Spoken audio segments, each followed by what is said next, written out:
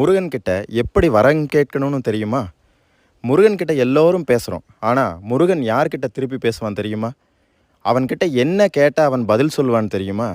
நீங்கள் அவன்கிட்ட போய் எனக்கு சொத்து வேணும், சுகம் வேணும், காசு வேணும், பணம் வேணும், பொன் வேணும், பொருள் வேணும் இப்படின்லாம் கேட்டிங்கன்னா கொடுப்பாங்க. கொடுக்க மாட்டான்னு சொல்லவே இல்லை. கொடுப்பான், கண்டிப்பாக கொடுப்பான். ஆனால் அதை மட்டும்தான் கொடுப்பான். நீங்கள் இதையெல்லாம் விட்டுருங்க. எதையுமே கேட்காதீங்க. நீங்கள் ஆரோக்கியமாக இருக்கணும், எதையுமே கேட்காதீங்க. நான் ஒரே ஒரு சூட்சமத்தை சொல்கிறேன். அவன் உங்ககிட்ட திருப்பி பேசுகிறதுக்கான சூட்சமம். நீங்கள் ஒன்றும் கேட்காதீங்க. முருகா எனக்கு எதுவுமே வேண்டாண்டா, எனக்கு நீ மட்டும்தாண்டா வேணும். முருகா நீ மட்டும் வேணும். உன்னை விட பெரிய சொத்து எனக்கு இல்லை, உன்னை விட பெரிய சந்தோஷம் எனக்கு இல்லை, உன்னை விட பெரிய நிம்மதி எனக்கு இல்லை அப்படின்னு மட்டும் அவங்ககிட்ட கேட்டுருங்க. அவனே வருவாங்க. அவனே வந்து உங்கள் கூட பேசுவான். நீங்கள் என்ன குறைன்னு நீங்கள் அவங்ககிட்ட சொல்ல வேண்டியதே இல்லை. அவனே வந்து உங்கள் குறையெல்லாம் பார்த்து பார்த்து நிவர்த்தி பண்ணுவான். உங்கள் கூட பேசுவான். கண்டிப்பாக பேசுவான். சத்தியமாக சொல்கிறேன், பேசுவான்.